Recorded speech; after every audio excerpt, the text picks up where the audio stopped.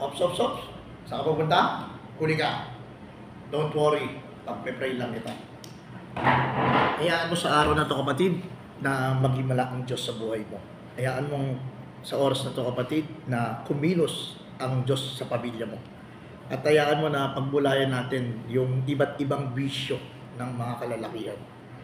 Ano daw po yung unang bisyo ng mga kalalakihan? Siyempre, walang daily iba, ang alak. Every time na iinom ka ng alak, lagi mong tatandaan, may meaning ang alak. Ano bang ibig sabihin daw ng alak? A-L-A-K. Ibig sabihin, alalahanin lagi ang kapwa. Think everything, think always na may mga tao na nangangailangan. Lagi mong iisipin na inilagay ka ng Diyos dyan sa posisyon mo para makatulong doon sa mga tao na nangangailangan.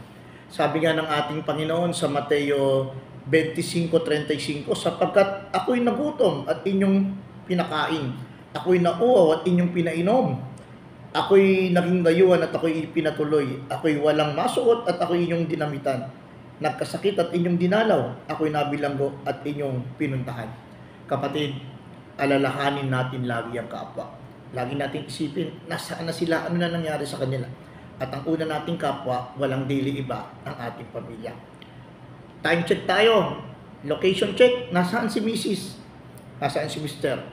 Nasaan si nanay, yung bunso mong anak, si ate? Nasaan sila ngayon? Baka nalalayo na, baka ikaw lang umuusad, baka naiiwan sila. Hanapin natin sila, sila ang una nating kapwa. Alalahanin lagi ang kapwa. Ano naman yung pangalawa? Sabi doon, babae. Ano daw ba yung babae? Buklatin at basahin ang Ebanghelyo. Prayer is the key that unlocks the power and the blessing of the Lord. Kaya bago ka maghawak ng cellphone, bago ka manood ng TV, ng balita, manalangin ka muna. Buklatin mo muna ang salita ng Diyos. Basahin mo muna ang mabuting balita. At makita mo, ay yung pangako ng Diyos ay pangako pa rin niya ngayon at pangako niya pa rin bukas.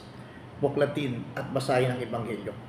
Kausapin ng Diyos sa pamamagitan ng Biblia. Ano may pangatlo? Yung sugal. Sabi nga po, ang buhay daw ay laging sugal ng buhay. Hindi pwedeng lagi kang nasa gitna. Kailangan mong tumaya. Tataya ka ba sa mabuti o tataya ka sa masama? Tataya ka sa puti o tataya ka sa itim? May pagtaya, may pagpili. Pero nawa sa sugal ng buhay, lagi natin tatandaan na ang magwawagi, lagi ang mabuti. Kaya ano ibig sabihin ng sugal? S-U-G-A-L. Sa umaga, gunitain ng langit. Prayer is the key that unlocks the power and the blessing of the Lord. Sabi nga, bago ka daw makipag-usap kay Marites, makipag-usap ka muna sa ating Panginoon. Bago ka dumaldal, bago ka gumawa ng mga bagay, kausapin mo muna ang Panginoon. Gunitain natin ang langit. Every time na magigising tayo, at hindi lamang pagising, kundi pagtulog, magpasalamat tayo sa opportunity na ipinagkaloob sa atin. Magpasalamat tayo sa biyaya ng buhay ng pamilya, ng hanap buhay, at higit sa lahat, magpasalamat tayo na pwede tayong gamitin ng Diyos sa kanyang kabasan. Alalanin lagi ang kapwa. Babae, buklatin at basahin ang Ebanghelyo. Sugal, sa umaga, gunitain ang langit. At anong pahabol? Shabu. Ano ibig sabihin ng shabu? Si Jesus ang bahalang umayos.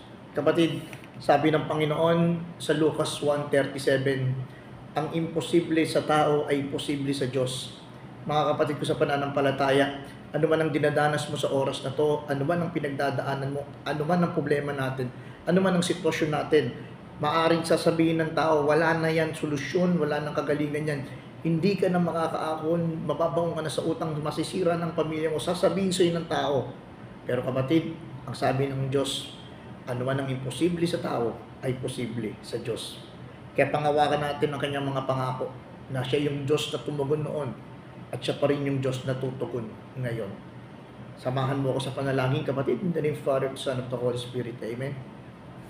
Lord, thank you po sa araw na to, sa pagpapaalala mo na kailangan naming alalahanin lagi ang kapwa, na kailangan naming buklatin at basahin ng Ebanghelyo, at kailangan naming sa umaga gunitain ng langit. Lagi kami magpuri, sumamba at dumakila sa iyo.